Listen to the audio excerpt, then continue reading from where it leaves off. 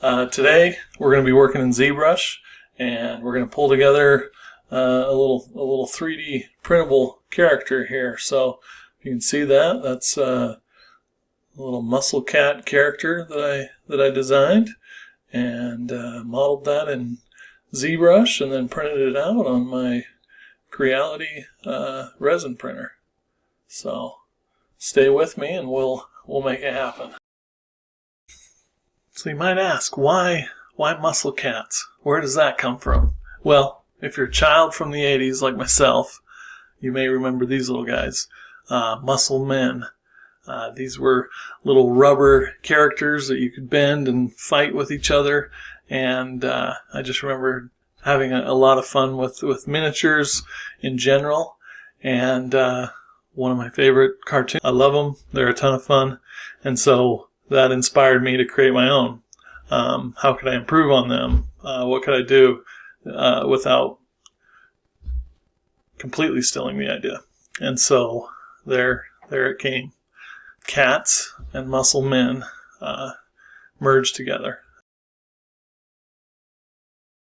All right, let's get this party started. So first thing you're going to need to do is come up with a design. Here are 9 cats, muscle cats that I've created while doodling on the old iPad, and we're going to focus on the lion character for this video, and primarily on the ZBrush part of things. It's not going to be a drawing tutorial. If there's interest in that, let me know, and we'll make it happen. Enjoy.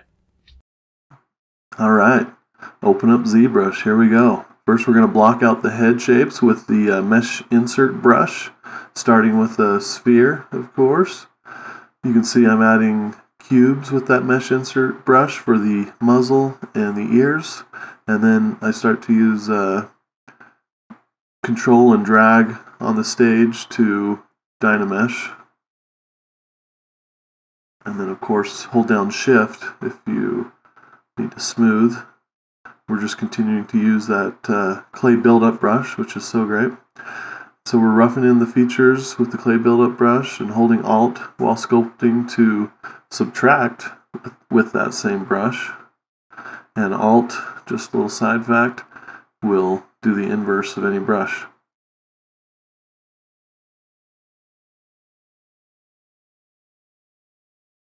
Hold down Shift for smooth. Blocking in the body now at this point with the mesh insert brush. Constantly rotating, working around the model to get into a good position as well as get a feel for what it's looking like from different angles.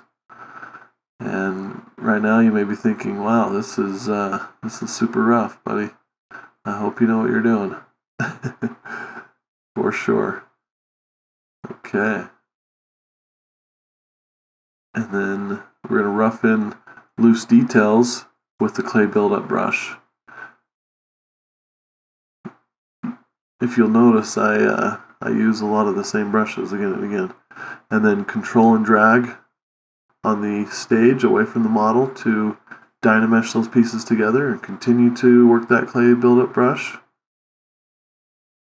Use smooth to smooth out those rough shapes and start to get a feel for what's taking shape here.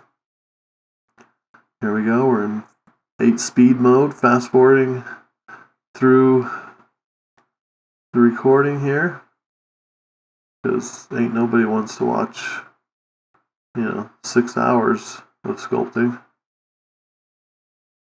I mean, maybe you do, I admit I've done that before, but when we're just repeating the same steps, using the same brushes, might as well fast forward. And then we're just blocking in some fingers, really just concerned about scale at this time.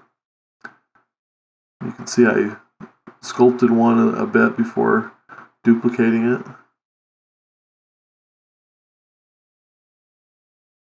I'm not going to say everything that is printed on the screen. Feel free to pause and rewind if you need to catch what's being posted there. Added some feet with the mesh insert brush. Still working at 8 times speed, so we're cruising right through this. Oh yeah, starting to do some super rough posing here. Not quite in a T pose anymore, it's more of an A pose. Add those toe digits. Mesh insert once again. And then we dynamesh that together and start to build it up with the clay buildup brush. Smoothing it by holding down Shift. And, I'm roughly concerned with proportions right now, but those things will be edited along the way. Getting the mane in there will help to get a feel for whether I'm on the right track based on my source image.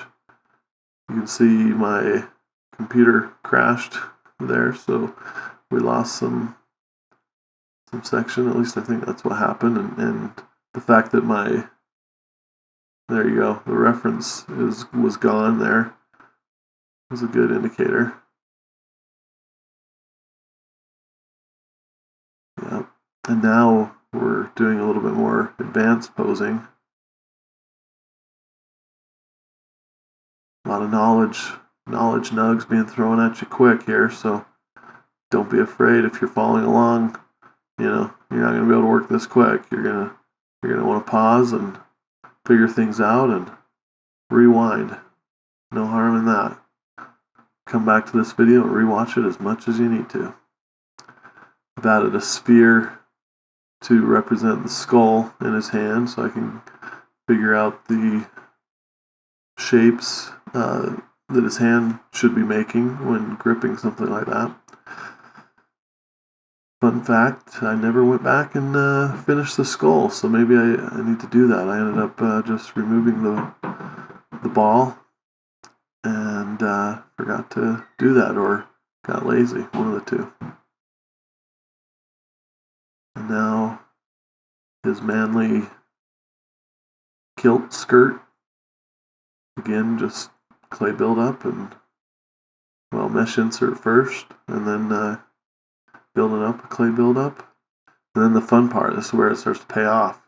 You'll get in there tight with the dam standard brush, as well as the clay buildup brush, to carve in those details and smooth them out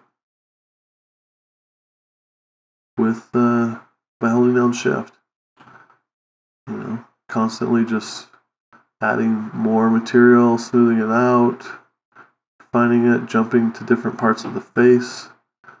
Because if we just focus on one area, it won't progress in the right way, and you're more liable to make mistakes. You see I'm carving out eye sockets there, and now I'm fleshing out his cheeks and upper mouth area. That nose was feeling a little too flat. Now I've used the mesh insert brush to pop in some eyes. Position those with the move tool. And then that just gives me something to actually continue to sculpt around. And then again, working that dam standard brush magic to carve in some lines in the mane to represent the breaks in the hair. Also using clay buildup to flesh in the areas in between those sections of the hair, and I'll toggle between using Alt and Not to subtract or add, depending on what it calls for. A lot of the times on the edge of a section of hair, I'll use the Alt button to add. Okay, now we're jumping over to the belt and creating a loop that will act as a holder for the fastener pin that we're about to add. and take note of how I built that little loop, because we'll repeat that here in a moment to do all of the belt loops, and we'll just speed right through that. But it's the same process. And I could have isolated that little pin, but it was helpful to see it in place. And then just masking and inverting that mask to pull up that piece of leather. And there you go. There are those little straps. And actually I just duplicated the strap from the fastener and scaled it up and moved it around and resculpted it a little bit. Now I'm adding the /3 slashes throughout the piece, which is great for adding wear to the different leather elements. Make it feel that much more realistic and lived in, more character. I don't know what it is, what the magic is behind that slash brush, but it really does the trick. And there we go. Quick little turnaround of the final piece before it went to print.